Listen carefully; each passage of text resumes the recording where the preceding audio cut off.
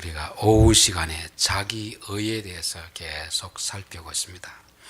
자기의는 세상 사람들에게는 아무런 문제가 되지 않는 것입니다. 내가 잘나면 잘났다고 자랑하고, 힘이 있으면 힘 자랑하고, 공부를 잘하면 공부 잘하는 걸 자랑하고, 이건 세상 사람들에게는 당연한 것인데, 교회 안에 있는 사람들에게는 이거는 영적인 암과 같은 것이다. 영적인 암. 사도 바울이 갈라디아라든지 고린도 교회에 대해서 내가 전하지 않는 복음 외에 다른 복음을 전하는 자는 저주를 받을지어다 했거든요. 그 다른 복음이 뭐겠습니까? 자기 의를 나타내는 그 복음이거든요. 결국 율법주의입니다. 율법주의. 유대교에서 나타난 율법주의거든요. 율법주의는 뭐냐면 내가 노력해서 하나님 앞에 인정을 받겠다는 것입니다. 그러니까 내가 신앙생활을 잘할 때는 하나님 앞에 고개를 빳빳하게 들고, 하나님 내 이만큼 했지 않습니까? 좀 교만을 떨고, 내가 잘 못할 때는 아이고 이래서 내가 천국 가겠나, 그만 기가 푹 죽어버리는 이런 관계가 바로 율법주의 것이고, 내가 행한 모든 것을 가지고 하나님 앞에 나아가려고 하는 이 자세가 다른 복음입니다. 다른 복음. 이게 사도 바울은 저주를 받을지어다 할 만큼 그만큼 무서운 것이 율법주의입니다. 율법주의. 세상 사람들에게는 문제가 안 되는데 우리에게는 그만큼 문제가 되는 것입니다. 그래서 우리가 여기서 벗어나지 않으면 신앙생활은 계속 노예의 생활, 노예의 생활. 오전 시간 또 말씀드렸는데 아버지와 아들의 관계는 거래 관계가 아닙니다. 거래 관계. 가인이 동생을 죽여도 아담의 마음속에는 여전히 내 아들이다. 살인자라도. 다윗은 암논이 그 딸을 성폭행해도 여전히 내 아들로 바라보고 있는 것이 이게 아버지의 마음이고 이게 은혜입니다. 그런데 세상은 어떻습니까? 내가 조금 잘하면 인정을 받고 잘못하면 바로 그냥 해고되는, 이게 율법주의고 주인과 종의 관계입니다. 여러분 회사에서도 여러분들이 큰 실수를 하면 어떻게 합니까? 사장님이 은혜를 베풉니까? 벌을 가합니까? 징계를 가하잖아요. 사표 쓰라든지 아니면 사유서를 쓰라든지. 이거는 주인과 종의 관계거든요. 아버지와 아들의 관계인 것이 아닙니다. 아들이 아무리 잘못하더라도 아버지는 그 아들을 아들로 받아들이는 것입니다. 이게 이제 은혜의 관계인 거죠. 은혜의 관계. 그래서 우리는 항상 신앙생활할 때 내 조건을 가지고 하나님께 나가는 것이 아니고 하나님의 은혜 아래서 아들이기 때문에 당당히 나아가는, 어떻게 보면 좀 뻔뻔할 수 있는데 이게 아들이 가진 특권 아닙니까? 특권. 그래서 비록 잘못해도 만약에 회사에서도 그 아버지 회사에 다니는 아들이 있고 직원이 있다고 하면 똑같이 잘못해도 직원은 잘못하고 하면 아이고 내가 이제 쫓겨나겠구나 이렇게 생각하는데 아들은 뭐라고 생각하겠습니까? 아버지 잘못했습니다 하면 괜찮다 이렇게 하는 거지. 그 잘못했다고 쫓아내고 하는 것이 아버지와 아들 관계는 아니거든요. 그래서 우리의 신앙은 하나님의 은혜 아래 아버지와 아들의 관계 속에서 해야 되는 것이지, 주인과 종의 관계에서 하는 것은 늘 노예적인 그런 삶이 되는 것입니다. 그래서 신앙의 자유라는 것은 내가 아버지를 기쁘게 해드려야 되지만 때로는 아버지를 위해서 기쁘게 해드리지 못했을 때에도 아버지 앞에 당당히 나올 수 있는 것이 이게 은혜 아래 살아가는 것이다. 그렇게 말씀을 드렸습니다. 지난 시간에 예수님이 베드로에게 시몬아 시몬아 사탄이 너를 밀가부를 듯 하려고 하지만 너는 그 시험을 잘 통과한 다음에 사람들을 굳게 하라 하는 거잖아요. 세상 기준으로 말하면 시몬이 그런 시험에 들고 잘못했으면 너는 안 되겠다. 회고시키고 다른 더 유능한 사람을 세웠을 것입니다. 하나님은 그 실패한 베드로도 내가 실패를 겪었으니까 너와 같이 실패한 사람을 세우도록 내가 다시금 제자로 삼아주겠다 하는 거잖아요. 이거는 아버지와 아들의 관계에서만 이해될 수 있는 것이지 주인과 종의 관계에서는 이해될 수 있는 게 아닙니다. 회사에서 사장과 직원의 관계에서는 불가능한 그런 이야기입니다. 그래서 하나님은 우리의 실패마저도 그대로 인정하시고 실패를 또 그대로 어떻게 합니까? 또 다른 일을 하는데 사용하기 위해서 하는 것입니다. 이 바울이 그렇게 예수 믿는 사람을 죽이고 핍박했잖아요. 그럼에도 불구하고 예수님은 바울을 변화시키는 것입니다. 너의 과거의 경험을, 실패한 경험을 또다시 실패한 자들이 가서 그대로 사용해라 하는 것을 말씀하고 있습니다. 그래서 저는 우리 성도들에게 실패를 너무 두려워할 필요도 없고 부끄러워할 필요도 없습니다. 우리의 지난날 과거에 얼마나 잘못한 부분이 많이 있습니까? 실패한 부분들이 많이 있습니까? 우리가 은혜 아래 있지 않고 율법 아래 있다면 거기에 대해서 계속 정죄감을 느끼고 스스로 발목을 잡히는 것입니다. 저도 이제 목사가 되었지만 가끔씩 시간 날 때마다 이 생각이 버떡버떡 날 때가 있습니다. 너가 과거에 이런 죄를 저질렀지 않았느냐, 그러고도 네가 목사로서 교인 앞에 설교를 할 수 있느냐, 그런 생각이 들 때가 있거든요. 근데 과거에 저지른 행동을 지금은 하지 않음에도 불구하고 과거의 어떤 사건들이 계속 일어나게 함으로써 생각나게 해가지고 나를 정죄할 때가 있습니다. 이건 누가 하는 거겠습니까? 마귀가 하는 거잖아요. 내가 아직까지 그 죄에 빠져 있으면 성령께서 바꾸라는 것이지만 이미 그 죄와 지금 나는 전혀 별개의 완전히 다른 삶을 살고 있음에도 불구하고 계속 과거에 그 생각이 내 발목을 잡고 있을 때가 있습니다. 이거는 바로 마귀가 우리를 하나님의 뜻대로 살지 못하도록 계속 붙드는 것입니다. 그래서 우리는 너무 실패에 대해서 부끄러워할 필요도 없고 두려워할 필요도 없고 내가 그 존재구나, 연약한 존재구나. 예수님도 베드로를 그 위험한 자리, 시험의 자리에서 통과시킬 수 있었지만 그대로 그냥 그 길을 가게 하는 것입니다. 그 길을 가게 하면서 실패하는 것도 경험하고 다시금 회복되는 것도 경험하게 하고 그렇게 함으로써 또다시 그런 어려움에 처한 자들을 인도하도록 믿음을 굳게 하도록 그렇게 한 것입니다. 그래서 우리가 신앙생활하면서 내가 지금 율법 아래서 신앙생활하고 있는지 은혜 아래서 신앙생활하고 있는지 항상 점검을 해야 됩니다.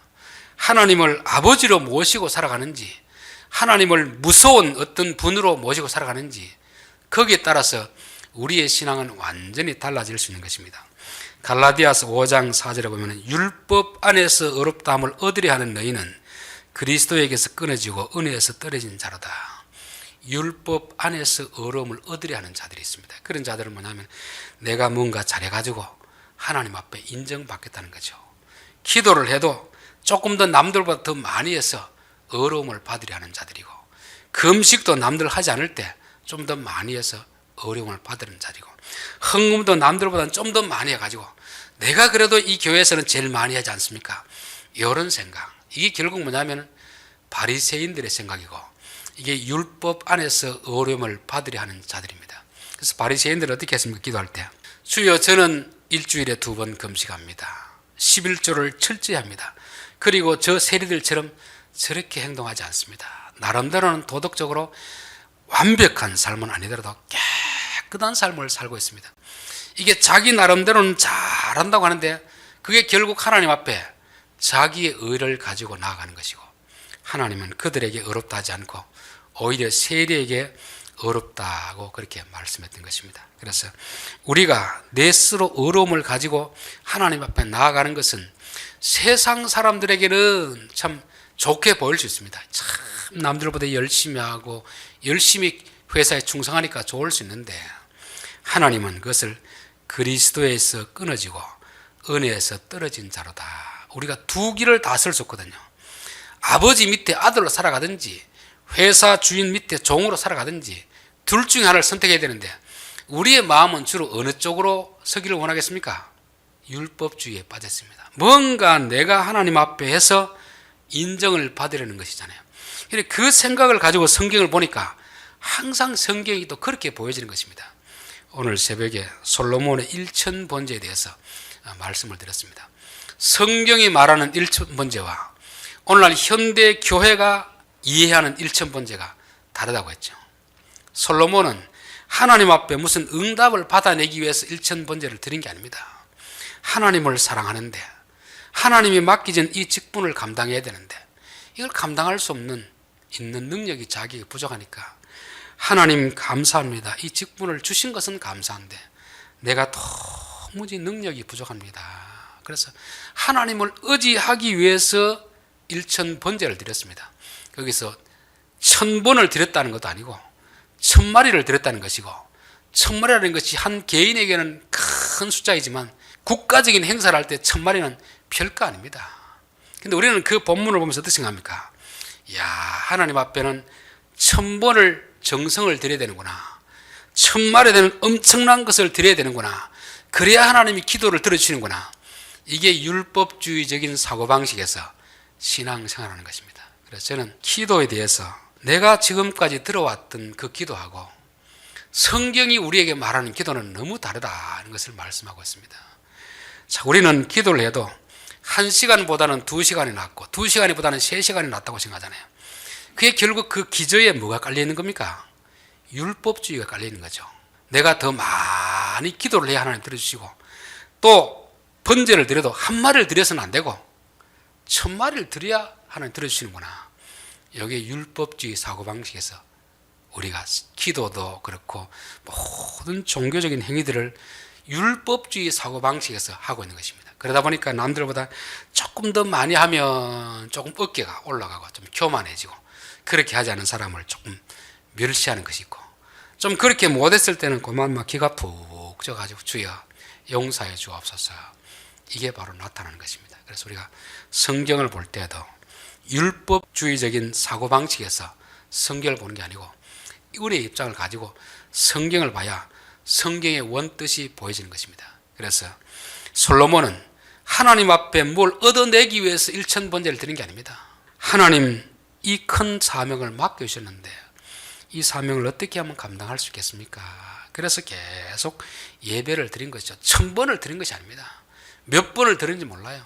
1000번이라는 게 많은 게 아닙니다. 개인에게 많은 거지만 그 많은 사람이 모여서 할 때는 뭐 그냥 어느 정도의 것을 말씀하는 것입니다. 그래서 하나님이 1000번을 기도했기 때문에 들어주는 것도 아니고 1000마리의 엄청난 돈을 헌금했기 때문에 들어주는 것도 아닙니다.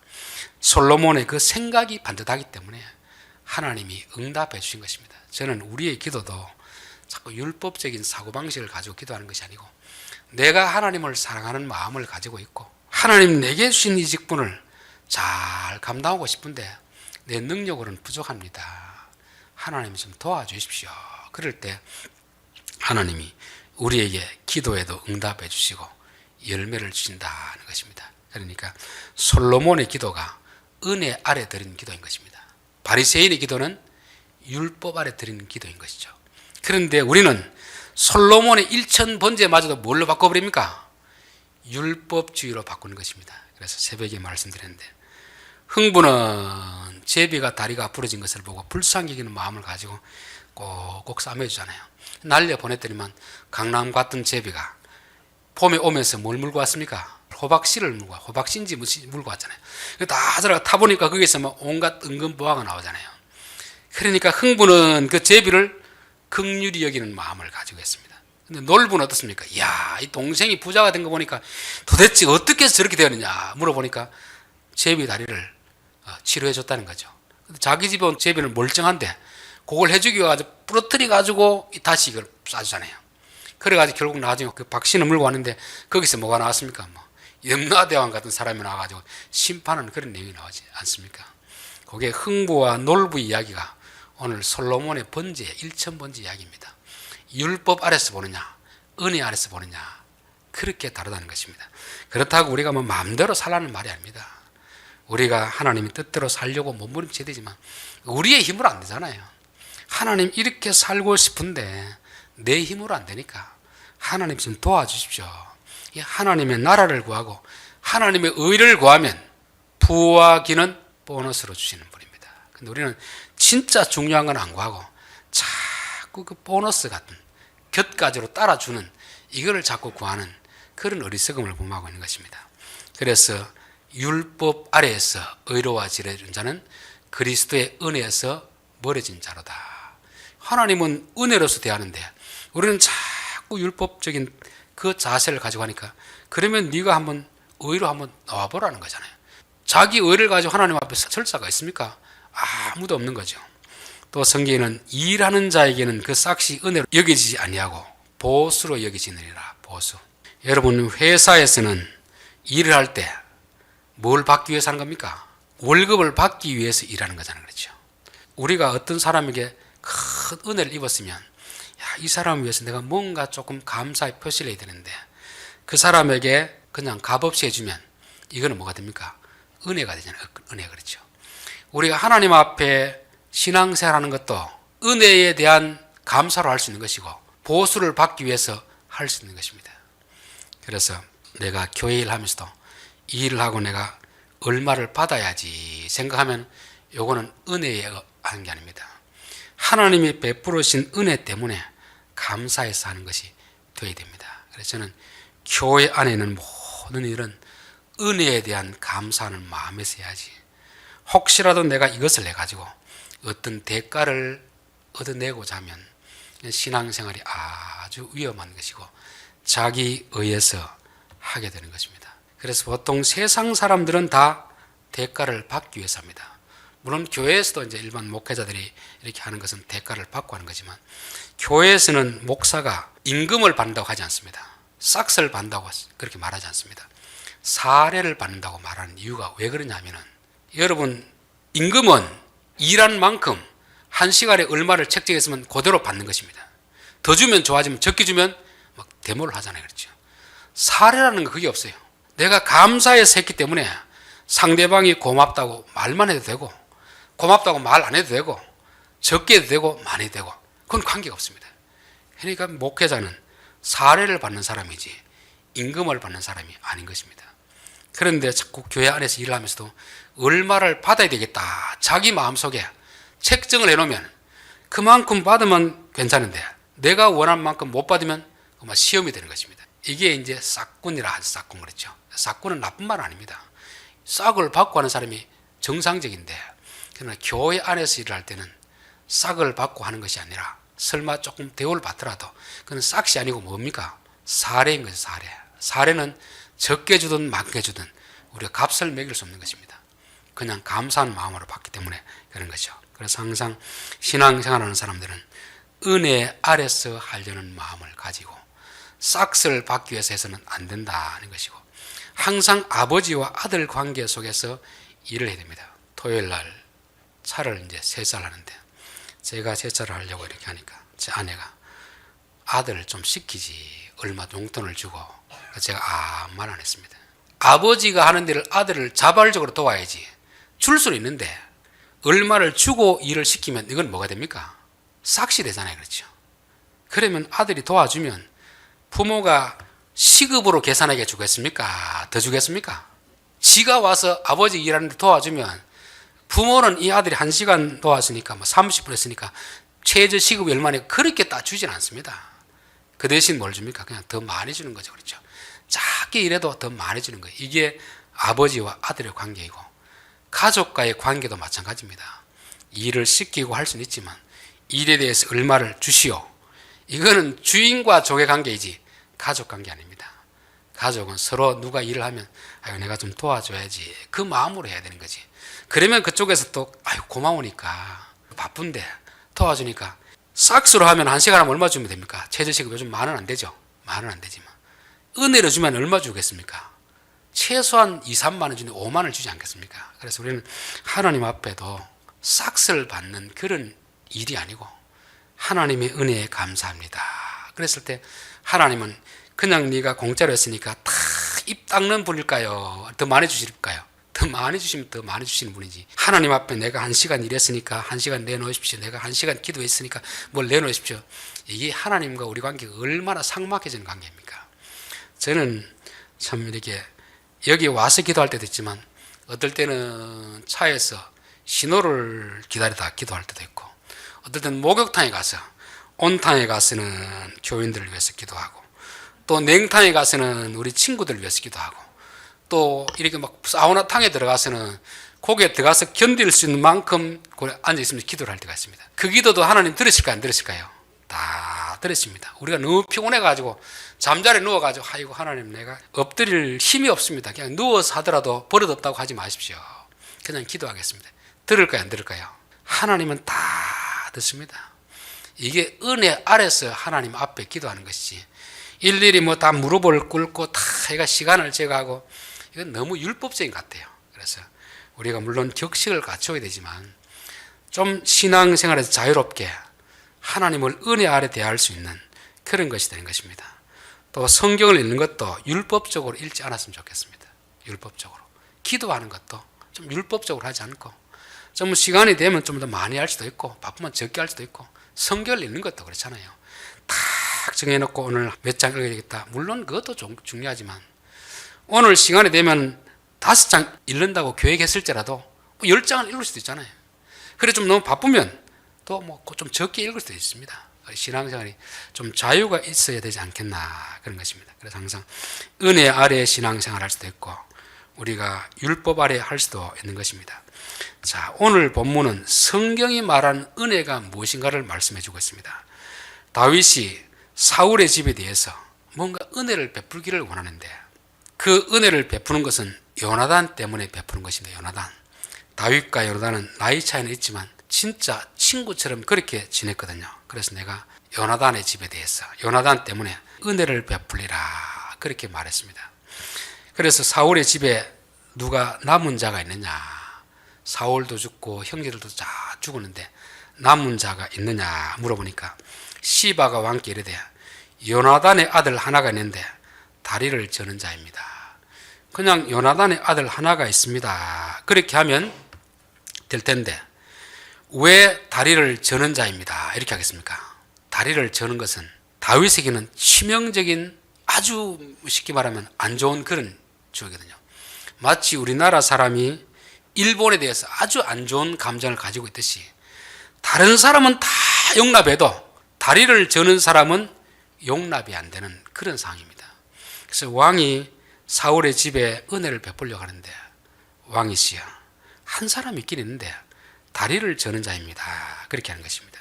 그래서 9장 7절에 보니까 다윗이 그에게 이르되 무서워하지 말라. 내가 반드시 내 아버지 요나단으로 말미암아 내게 은총을 베풀리라. 그 다리 저는 아들을 보고 은혜를 베푸는 게 아니고 누구 때문에? 요나단 때문에 은혜를 베푸는 것이죠. 그래서 다윗이 무비보셋을 행하는 것은 어떤 대가가 아니고 하나님의 전적인 은총입니다. 그럼 왜 다윗이 다리 저는 자를 그렇게 미워할까? 그는 사무엘라 5장을 보겠습니다. 우리 사무엘라 5장 5절부터 보겠습니다. 헤브론에서 7년 6개월 동안 유다를 다스렸고 예루살렘에서 33년 동안 온 이스라엘과 유다를 다스렸더라. 왕과 그의 보아들이 예루살렘으로 가서 그 땅 주민 여부수 사람을 치리하며 그 사람들이 다윗에게 이르되 내가 결코 이로 들어오지 못하리라. 맹인과 다리 저는 자라도 너를 물리치리라 하니 그들의 생각에는 다윗이 이리로 들어오지 못하리라 함이라. 그 남쪽 유다에서 다스리다가 이제 북쪽 예루살렘 성을 점령해야 되는데 그것에 살고 있는 여부수 사람들이 너가 이 성을 공격한다고 우리 성에 있는 소경도 다리 저는 자라도 너한테 이긴다는 것입니다. 이 싸움을 할 때 보면 같은 체급별로 싸움해야 되잖아요. 어떤 사람들이 왔을 때 야 너희들이 우리하고 싸운다고 우리 중에 제일 싸움 못하는 사람 내놔도 너희들 중에 싸움 제일 잘하는 사람은 이긴다는 것입니다. 완전히 다윗을 뭐라고 합니까? 무시하잖아요. 엄청 무시하잖아요. 너희들 제일 유명한 장군들 내보내봐라. 우리 주민들 중에서 소경, 다리 저는 사람도 내보내면 이긴다는 것입니다. 그러니까 다윗은 이 말을 들었을 때 얼마나 화가 나겠습니까? 그 다음 다리 저는 사람이라고 하면 막 그들도 보지도 않으려고 하는 거죠. 이게 다윗에게 엄청난 상처가 되는 것입니다. 다른 사람은 내가 다 용납해야 된다. 다리 저는 사람은 내가 용납이 안 된다. 그렇지만 누구는 용납하는 겁니까? 무비보셋에 대해서는 용납합니다. 왜 그렇게 했습니까? 다리 저는 무비보셋을 본 게 아니고 누구를 본 겁니까? 요나단을 본 거예요. 요나단 때문에 은혜를 베푸는 거지 무비보셋을 보고 은혜를 베푸는 것은 아닌 것입니다. 하나님이 우리를 용납하는 것은 뭘 때문에 용납하겠습니까? 우리가 뭐 잘생겨가지고 신앙생활을 잘하기 때문에 그래서 용납하겠습니까? 그렇지 않습니다. 누구 때문에? 그 아들 예수 때문에 용납하는 것입니다. 우리가 하나님 보시기에는 참 보기도 싫은 사람일 수가 있습니다. 우리가 죄인 되었을 때, 우리가 원수 되었을 때 하나님이 도대체 누구냐 손가락질하고 하나님이 싫어하는 행동만 골라 함에도 불구하고 아들 예수님 때문에 우리를 용납하시는 것입니다. 그래서 하나님은 우리를 좋아하고 싫어하는 것이 우리가 하나님 앞에 기도를 많이 하고 헌금을 많이 하고 충성을 많이 하기 때문에 받아들이는 것이 아니라는 것입니다. 그렇게 생각하면 우리는 율법주의자에 속한 것이고 하나님의 은혜에서 멀어진 자가 되는 것입니다. 비록 그렇게 하지 못했을지라도 예수님 때문에 우리를 용납하는 것입니다. 그래서 우리는 누구 뒤만 졸졸 따라가면 되겠습니까? 예수님 뒤만 졸졸 따라가면 되는 것입니다. 그래서 예수의 이름으로 기도하고 예수의 이름으로 뭘 한다는 건 무슨 뜻이겠습니까? 나는 하나님 앞에 내세울 것이 아무것도 없습니다. 다윗이 다리 저는 자만 보면은 막 우라가 치밀어 오르듯이 하나님이 우리를 보면은 막 화가 날 수가 있습니다. 그런데 그 앞에 누구를 세우는 거죠? 예수님을 세우는 것입니다. 저는 아무것도 하나님 앞에 용납받을 행동을 한 것이 없습니다. 오로지 예수님만 따라가겠습니다. 그러면 예수님 뒤에 따라가면 하나님은 우리를 보는 게 아니고 그 아들이 순종하는 그 순종을 보고 우리를 구해 주시는 것입니다. 그래서 하나님의 은혜라는 것은 내게 어떤 조건을 찾는 게 아닙니다. 오직 예수님 때문에 예수의 이름으로 그렇게 하는 것입니다. 그래서 우리 믿음이라는 것도 은혜에서 자라가야 되는 것이지 자기 의에서 자라가면 안 됩니다. 우리가 신앙생활하면 예전보다는 좀 더 종교적인 활동을 많이 하거든요. 그러다 보면 자꾸 어디에서 자라가겠습니까? 자기 의에서 자꾸 자라가면 그게 결국 바벨탑이 되는 것이고 그게 오만방자함이 되는 것이고 교만함이 되잖아요. 하나님 그것을 어떻게 합니까? 다 무너뜨리는 것입니다. 그래서 우리는 오직 은혜 아래에서 내가 수고했지만 내 노력으로 된 것이 아니고 하나님의 은혜 때문입니다. 그래서 바울의 고백처럼 그렇게 고백을 해야 우리가 하면 할수록 겸손한 자가 되는 것이고 은혜 아래서 자라갈 수가 있는 것입니다. 그래서 내가 요나단으로 말미암아 그 사람에게 은총을 베풀리라. 하나님이 내가 내 아들 예수님 때문에 너에게 은혜를 베풀리라 되었습니다. 그래서 우리가 구원을 받으려면 예수를 믿어야 된다 그렇게 말씀합니다. 우리는 그것도 자꾸 믿는 걸 뭘로 합니까? 자기 공로라죠. 자기 공로 그렇죠. 근데 예수를 믿으라는 그 말에는 보면은 예수 안에는 믿음을 가지라는 것입니다. 예수 안에는 순종을 가지라는 것입니다. 결국 그 말은 뭡니까? 나의 믿음을 가지고 나가는 게 아니고 예수님이 하나님 앞에 가졌던 믿음, 예수님이 하나님 앞에 순종했던 그 믿음 뒤에 우리가 저를 따라가는 걸 말씀하고 있습니다. 우리는 기도도 내 의로 자꾸 돌리려고 하고 있고 믿음이라는 것도 자꾸 내 의로 돌리려고 하고 있습니다. 물에 떠내려가는 사람을 구해줄 때 어떤 배가 와서 이렇게 줄을 던졌습니다. 그럼 이 사람이 줄을 잡고 건짐을 받았잖아요. 그러면 그 사람이 배가 온 것이 하나님의 은혜라고 하면 줄은 뭐겠습니까? 믿음입니다. 그럼 그 사람이 그 물에 빠져도 어떻게 살았느냐 하면 뭐라고 해야 되겠습니까? 누군가가 와서 건져줬습니다. 이렇게 해야 되죠. 내가 밧줄을 잡았기 때문에 내가 살았다. 이게 말하는 게 이게 믿음을 뭘로 하는 겁니까? 공로로 만드는 것이고 자기 의로 만드는 거잖아요. 그건 단지 잡은 것 뿐이지 안 던져주면 잡을 수도 없잖아요. 그렇기 때문에 우리는 믿음도 은혜인 것이고 기도도 은혜에서 해야 되지 내가 하는 종교적인 의를 가지고 자꾸 자기 의 율법에서 자라가면 되지 않는다는 것입니다. 항상 내가 하기는 했는데 그것 때문에 하나님이 나를 도와준 게 아니다. 사도 바울도 내가 다른 사람들보다는 더 많이 수고했습니다. 그렇지만 그것이 하나님께 나아가는 것이 아니고 하나님이 내게 주신 은혜 때문에 그렇다 고백했던 것입니다. 그래서 항상 우리는 어떤 일을 할 때마다 은혜 아래서 해야 되지 율법 아래서 하면 안 됩니다. 우리의 본성은 자꾸 율법 아래서 하고 싶은 생각이 있습니다. 그리고 하나님 앞에 자꾸 싹스를 구하는 거죠. 하나님 내가 금식을 했으니까 이거 주십시오. 기도를 몇 시간 했으니까 이거 주십시오. 자, 그런 것이 뭐냐면 하나님과 우리를 주인과 종의 관계로 엮어가는 것입니다. 우리는 하나님 내가 한 것이 없음에도 내가 하나님의 자녀입니다. 하나님의 뜻대로 살게 하옵소서. 자식이 아버지를 기쁘게 하옵소서. 그러면 하나님 우리가 구하지 않는 것도 덤으로 더 주시는 은혜가 있으리라 믿습니다. 기도드리겠습니다.